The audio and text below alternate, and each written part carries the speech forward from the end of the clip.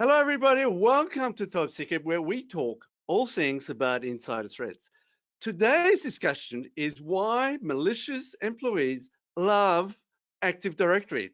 So today we have Sean Fear, Jim Cook from Hello, Attivo guys. Networks, and myself, Boaz Fischer. So before I introduce Jim, Sean, I want you to take it away and give us a little bit of a background. Thank you, Bob. Thank you. And thanks, everybody, for joining the session. So let's set up the scene. It's not surprising statistic that nearly half of all the data breaches occur because of insiders.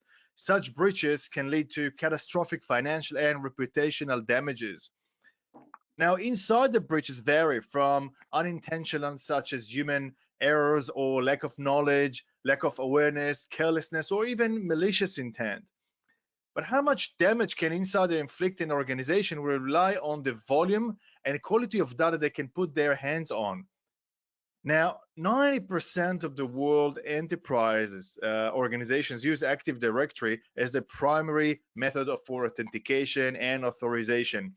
So it makes sense that this would be the first place an attacker would look to compromise, right? Now, where else they're going to get able to get their hands on such a myriad of both company and employee information? So this episode question is how secure Active Directory from insiders attacks? Right.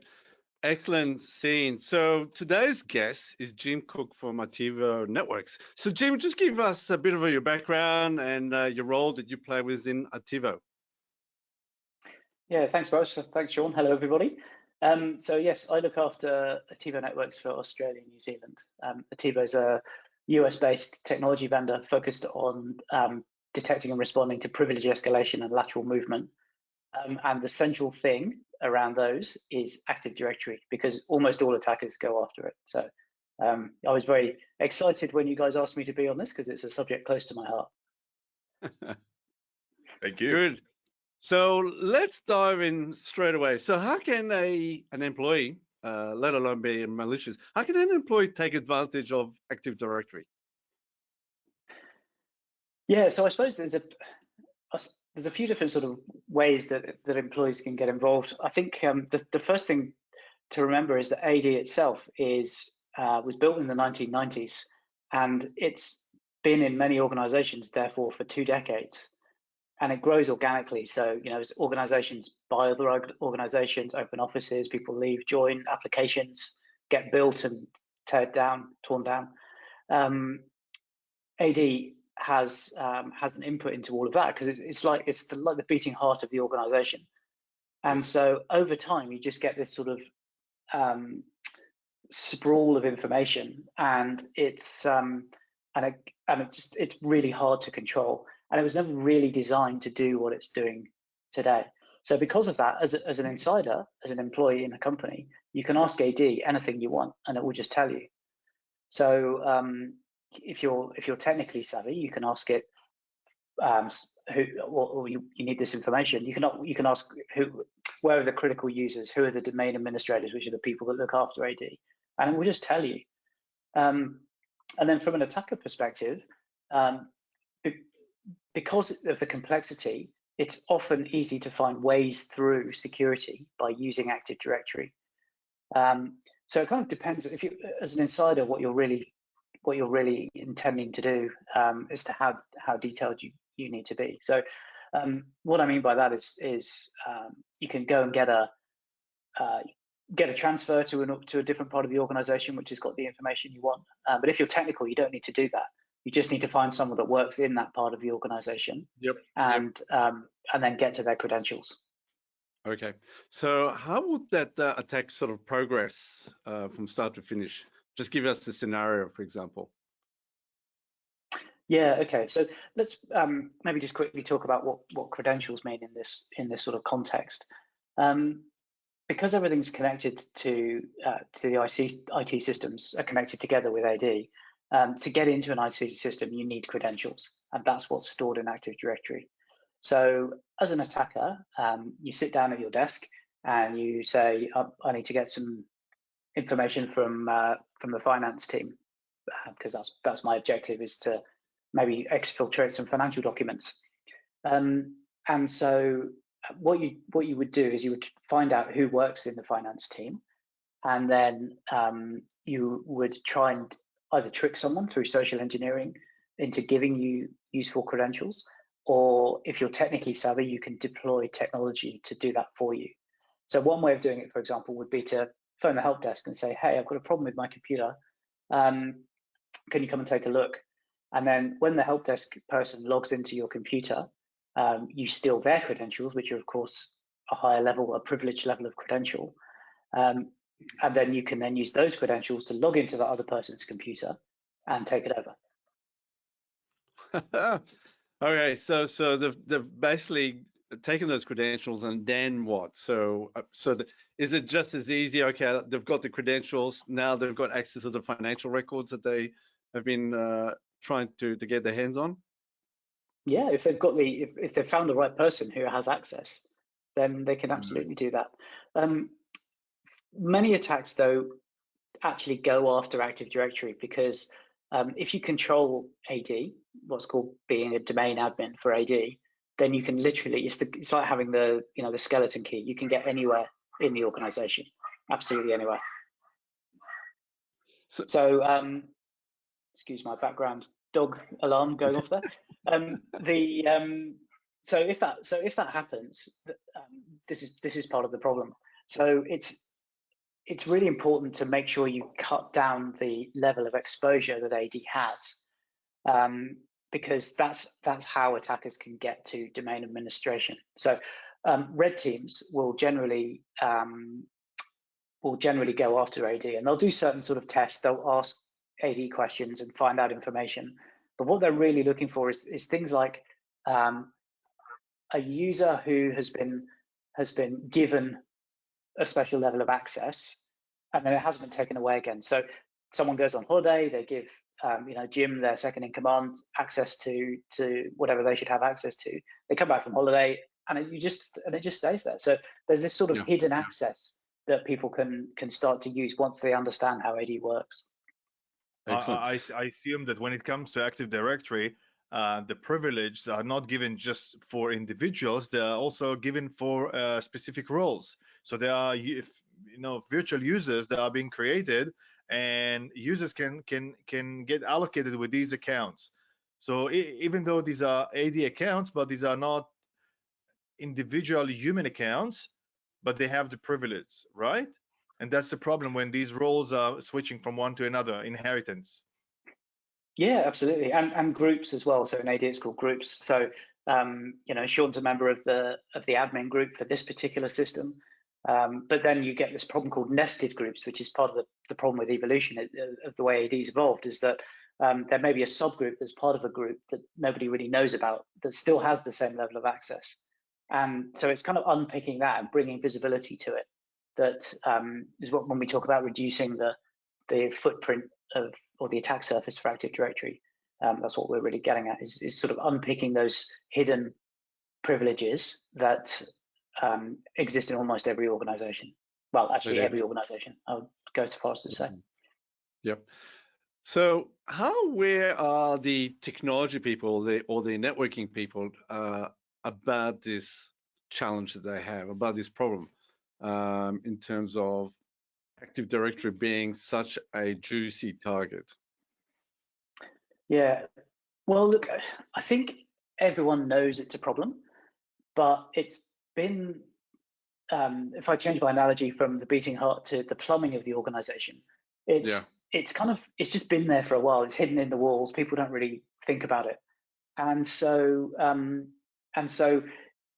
think everyone's aware there's a problem with AD, but and certainly the conversations we have, of course, are all around that. But exactly how to fix it is the issue, because often organizationally, the security team and the end user compute team are different. The end user compute team sometimes or often owns the Active Directory component, so it's not as if it's part of the security. Part of their job is to secure it, but it's more important that they give people the right level of access to things. Correct. And so sometimes, although you may do an audit on AD, and they say, right, here's a whole load of things to fix. The reality is, by the time a month's gone past, there's higher priorities again, and you wait till the next audit before you start fixing things again. Yeah. So yeah, there's a visibility problem, I would say, rather than everyone knows there's a problem. Yeah, everyone. Yeah. So I was going to add. So how does, for example, the cloud or Office 365 or remote access add to the complexity of the problem? Yeah, that's a good question. So most organizations are starting to use public cloud now, or Microsoft's 365 cloud, or a combination of both. And so that adds another level of complexity. So most organizations have an on-prem AD from the 90s, and then Azure AD, which is a much more secure version of Active Directory, which will control access to things like Office 365. However, there's also the public cloud to consider. So to get out to the public cloud, you may use Amazon, you may use Azure or Oracle, or there's quite a few clouds around nowadays, and they all have different levels of entitlement. So and they all talk about things slightly differently. So if you're a user and you're an administrator, and you may have access to the Amazon cloud, the Azure cloud, and Active Directory in all of those, that adds yet another level of risk. And so being able to unpick that and understand who has access to what and whether they have too much privilege is an important part of modern security from this perspective. Okay. So for go ahead there, Sean. To add to that complexity, many organizations buy different systems. They buy different solutions, and most of these solutions and systems ask full access to the Active Directory, so they can communicate with the users, and the users can actually be integrated into those systems. And those systems are, once they are installed, it's a third party that basically provide you with access. Sometimes these are cloud solutions that asking access to your Active Directory, which I guess it makes it more complicated, right? Yeah, absolutely. I mean, if we look at this SolarWinds attack, probably one of the more well-known ones recently, they didn't come in through an end user. They came in through a third party, and they still leveraged Active Directory as part of the attack cycle. They did something called a DC sync attack. So they found someone whose privilege allowed them to sync Active Directory onto their own computer. They performed that, exfiltrated it, found out the information they needed, created their own key to allow them out into the public cloud. So yeah, AD, even then, even though the information all sat in the public cloud, the way to it was through the on-prem Active Directory. Okay. So Jim, what are organizations? Yes. What are organizations doing today looking at this problem? So we talked about the networking people, whether they're aware, but what about the information security side of things? How do they approach the problem? Yeah. So the trick is not to disrupt the users who are actually trying to do their job. Correct. And so and that, I think, has been a bane of being a security person for some time, is having to work behind the scenes. So we think at Attivo that the first thing you need to do is be aware of the problem. And so our particular approach on that is to create a dashboard by which you can see all the vulnerabilities, misconfigurations, and security holes that exist across your AD. Because once you can see it, then you can go and talk to people and say, hey, does Boaz need this level of access to this system that he hasn't accessed for 5 years? And you can start to sort of wind back those potential holes that exist. All right. Sean, did you want to ask something, or? No, go on. I'm listening at this stage. So I was going to take to the next stage. So how does the Attivo Network then says, okay, we can give you visibility. Where do you take it to the next stage? Yeah. So the first thing is visibility and allowing, getting that whole control, reducing, to say it again, but reducing down the attack surface of Active Directory. It makes a huge difference. the second thing is because of the age of AD, even if you've got the most tightly managed, perfect AD in history, an attacker can still ask AD anything. So you can still ask who are the domain admins, who's in the CEO group, who's got access to critical systems. Correct. AD will just tell you. So so we think that the next layer on top of that is to actually hide Active Directory from attackers. So because there's no reason why, Dave in accounts needs to know who the domain admins are, we think that you can hide that information from Dave in accounts without disrupting his job and create a much stronger level of security. So, when Dave in accounts does ask who are the domain admins, he'll still get a response, but you'll have a really high, but it will be a false response. So it'll be some made up names that sound real. And you'll have a really high fidelity alert that, hey, Dave in accounts is asking for the domain admin people. Why is that? And you can go and have a conversation. We'll find out whether he himself is trying to find out, or whether his computer's been taken over by someone outside the organization. Yeah, good point. And that becomes a by far more effective, and should I say proactive, measure to prevent someone from snooping around. What about, I mean, we've seen now the situations online just recently where hackers or cyber criminals are asking for admin credentials to get in and compromise an organization. Is that something that Attivo Network can also help prevent such attacks? Yeah, yes, it is. I think so. Getting credentials or escalating privileges, which generally means getting someone with a better level of credential, is a key part of most attacks. And so, part of our goal is to, again, hide those credentials and present decoy credentials instead. So we can do it out on the internet, as we do for many advanced organizations, or more importantly, inside the organization on that first point of compromise.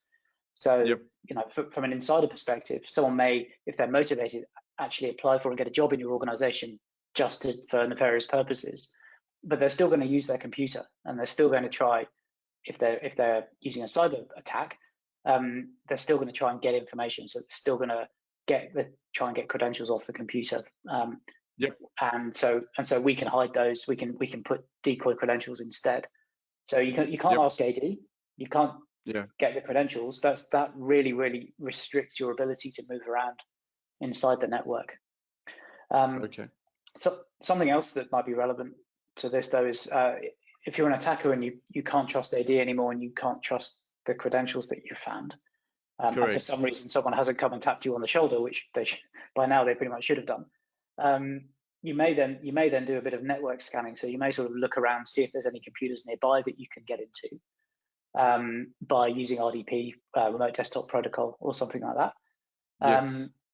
And so something else that we can do is actually accept connections to RDP and forward them on to a realistic looking Windows machine that's actually a decoy machine.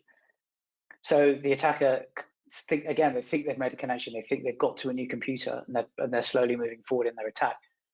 But actually they're not. And again, you're just wasting their time, derailing their attack, and getting some really good information about what they're doing. So is that method basically to identify the vulnerabilities, or obviously deceiving the attackers? It's a great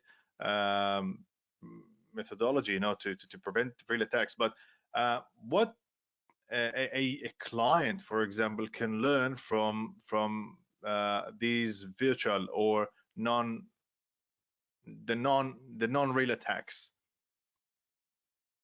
What can they learn from them? Quite a lot, because you've got a clean environment. So if you manage to get an attacker, so they compromise an endpoint, they fall for some of the decoy information, and they end up in a decoy machine, which, by the way, should look and feel exactly like your customer's SOE.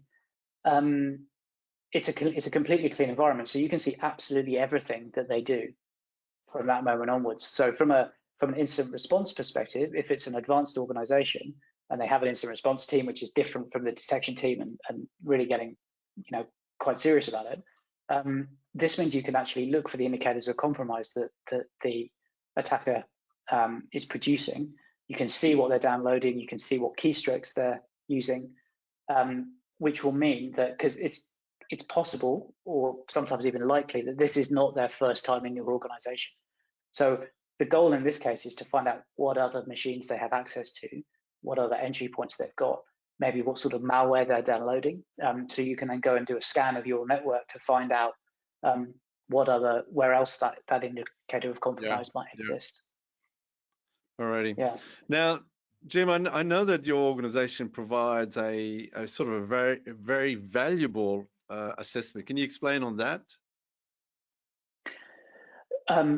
The AD assessment piece. Yes. Yeah. Yes. So in order to prove the value of getting this visibility in AD, it's really easy to install. We don't need privileged user credentials. We just need standard access to a single PC in your network that's joined to the domain. Yes. We can then either use our cloud-based console to produce you the visibility of what's happening in your organization. It takes about half an hour. Or if you don't want your data going offshore, then we can use a VM in your organization and do it that way as well. And that's something we'll do for free to prove the value of the technology that we have. So as a customer or potential customer, you get full access. You can get a real view, and we know it'll demonstrate the value of what we're offering. Excellent, excellent. So what is the best way for viewers to reach out to you to, if they wanted to do such an assessment? Yeah. Talk to you guys, or talk to me, I suppose. Catch me on LinkedIn, Yes. or send me an email. Yep. Whatever works. Good. I'm in Sydney, so I'm not doing much. I'm just. Yes, the challenges with lockdown. So Sean, one last word from you, or key takeaway that you found about this conversation important. Yeah, sure. Look, from what I hear, Jim, it looks like that AD, which is it's been there for quite a long time, is one of the basic foundations of any network today. But still, it's some kind of a taken for granted. So it is something that works on the background. It doesn't get too much attention. It is the door to your network, but it's not sexy topic to discuss and to maintain. So it looks like that a lot of vulnerabilities are quite forgotten there because they're not quite managed. And that's why when organizations get hit, that is one of the main doors that insiders will use and take over. So that's why it's important to protect it. And I think your approach, the Attivo approach, is quite very interesting. So thank you for that. Yeah, it sure is. Yeah. Now, Jim, is there a question that I should have asked you, but I haven't asked you at this stage? That's a good one. Not that I can think of. I think the one thing I'd like to say though is that if you ask any of your pen testers that you use how long it takes them to get domain admin when they come and pen test your network, the answer will be half an hour, which really just demonstrates how vulnerable this is. Wow. Yes. So yeah, just a good question to ask to see whether there's value in hardening this. Yeah. And thank you again, guys. Much appreciate the opportunity.